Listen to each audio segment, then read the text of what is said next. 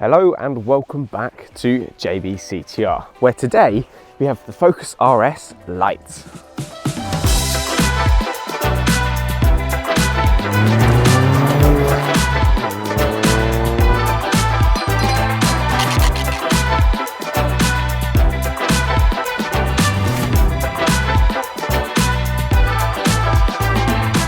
Well, it's not quite the RS we're after, is it? But it is the new range topper for the Focus range. And now this is the ST edition, and as you can see, it comes in Azure blue with a whole load of black highlights.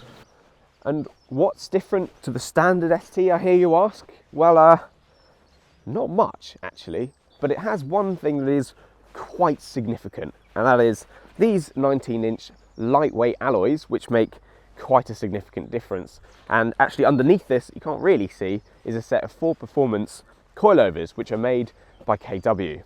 Now the party piece with these is not only are they awesome out of the box, but you can also adjust them and customize them to be whatever you like, and we'll cover that and in a little bit more detail a bit later on.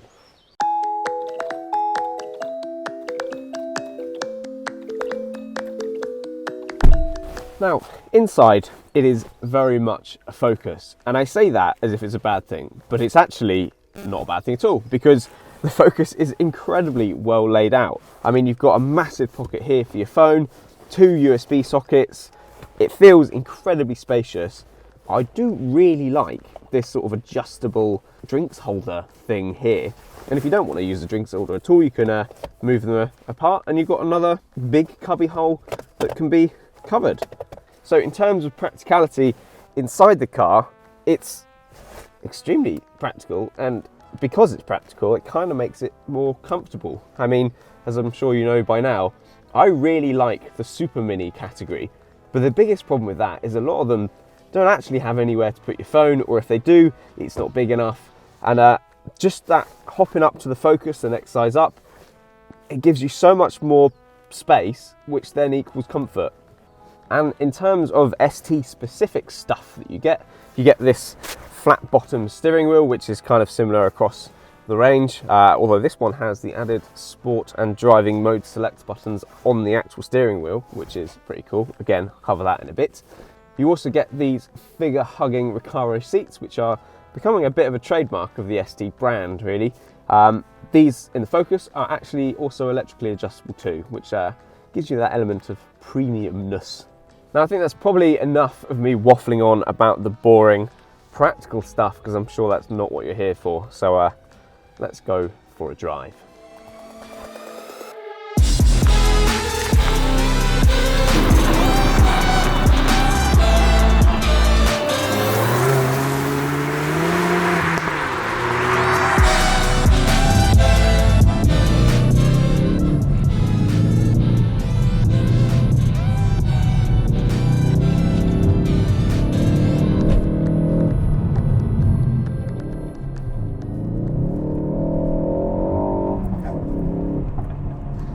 So that 2.3 EcoBoost, 280 horses, sure, no more power than the standard ST, but it's actually more than enough to enjoy this thing. And if you flip this thing into race, you can get that trademark Ford lift-off oversteer, and woohoo!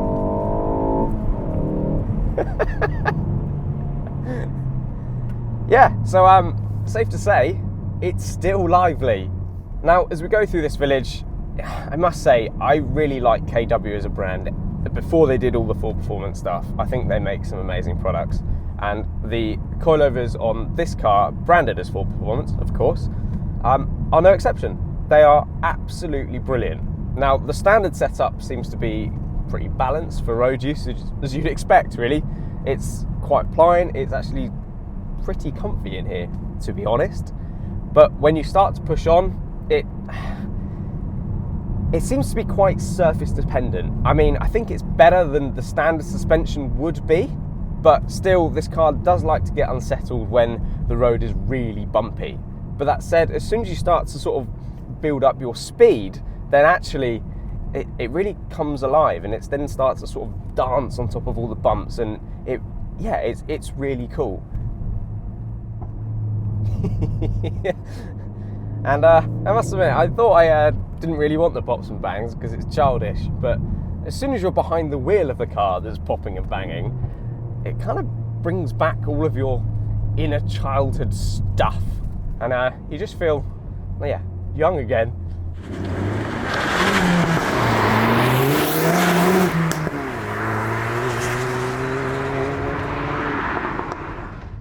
But quite clearly, the party piece with the KWs is that they are fully adjustable to whatever you like, really. Now, in the box in the boot, obviously you get all the tools to adjust the suspension, so you can do ride height, rebound, and all that kind of stuff. And Ford actually provides you with the settings you need for standard, for their Nürburgring setup, a couple of different other ones like bumpy road and that kind of stuff. So I guess you can apply them on your driveway if you wish, or you can go sort of full custom. You can do what you want. So I mentioned the lift-off oversteer that Ford is, of course, famed for. And if you like that, then you might want to, I don't know, lower the rear a bit and keep the front high to sort of make that weight transfer a little bit more, so you get more of that oversteer. I don't know. I guess that's the beauty of the suspension being so customizable. And here we go.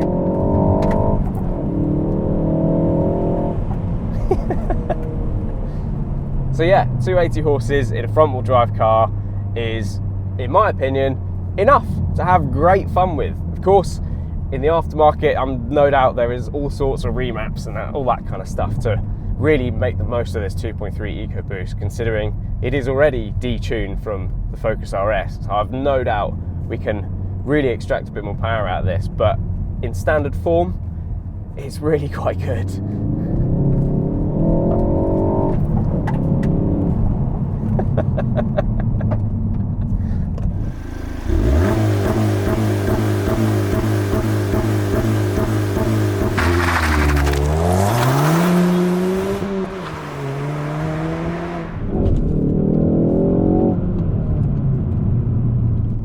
One of the big things that people mentioned about on social media when the Focus ST first came out is the fact that they moved the sport mode and the drive mode select buttons to the steering wheel. And I must admit, having that sport mode there is so useful. Like, you might just want to give it a quick blat, so you're just like, boom, sport mode.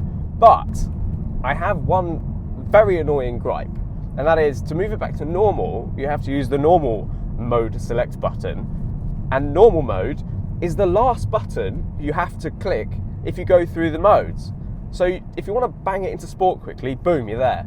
But to put it back to normal, you have to push it like 4 times. And it's just a bit annoying. I think they could have designed that a little bit better.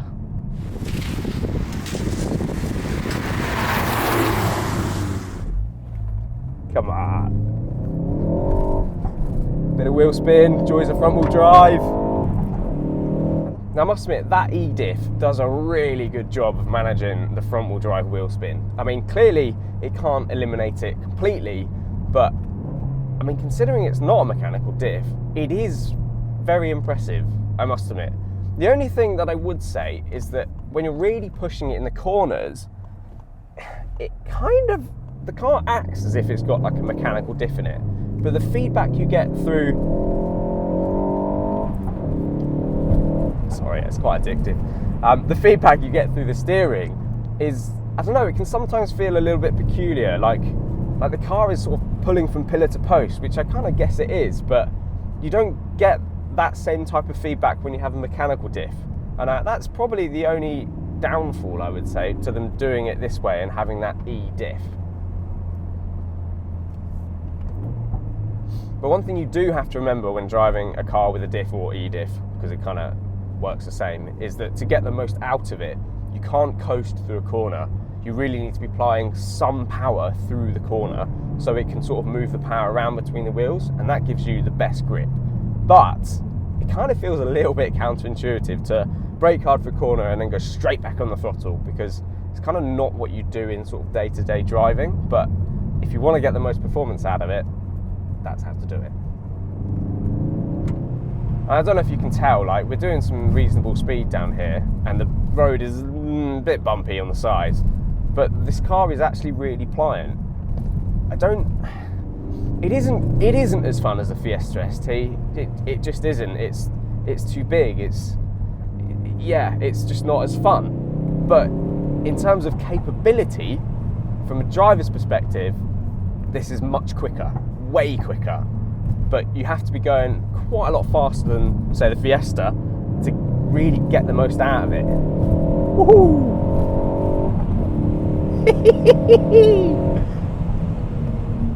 But having said that, the Fiesta ST is a lot smaller, and as I mentioned in the intro, that means it's smaller, which means it's less practical. So if you are the kind of guy who has, I don't know, maybe got family duties, this car is massive in comparison to the Fiesta. You can get 2 fully grown adults, possibly even 3 in the back, and the boot's huge. Like, this is a seriously good offering if you need to be practical, but you just don't want to give your fun driving up.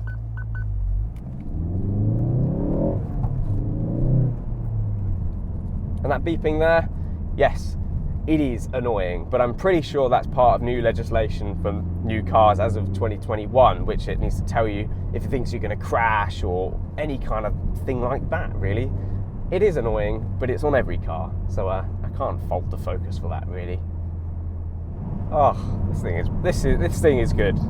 It is, as a package, on offer for people who need to do all the sensible stuff and do the sensible stuff well, and also enjoy the driving. What a package this is. I mean, it's great. I think it's awesome. And to help you with all the practical duties that you need to do, Ford are very good at giving you absolutely everything. And this car is fully loaded. I mean, we've got a head-up display, we've got, I don't know, what else have we got? We've got an electric handbrake. Actually, I have a bit of a gripe with the electric handbrake, but I'll save that for a bit later. Now, here's that type of road. Long, sweeping corners where you can really sort of feel your way around. That is where this car really excels. It's not the tight twisties that you enjoy in the Fiesta. It's these back roads which are fast, long, flowing corners. I mean, it feels planted until you kind of want to unstick it, but you have to work quite hard to unstick it. Or maybe I'm just used to the Super Minis that are super easy to get underway.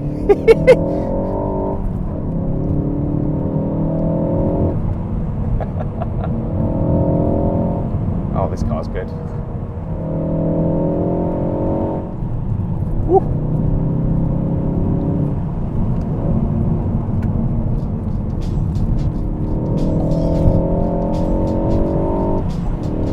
God, this thing's so fun. But boy, do you have to be doing some speed to really get it to sort of come alive and dance for you.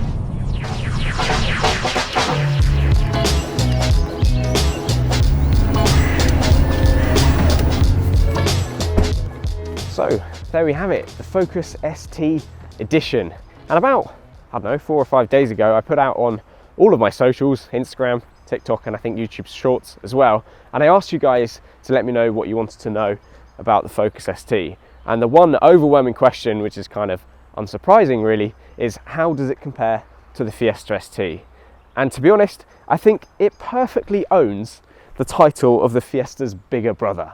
It has kind of the same characteristics in terms of, you know, you can chuck it in, you get a bit of lift off oversteer if that's what you want. It's really cool.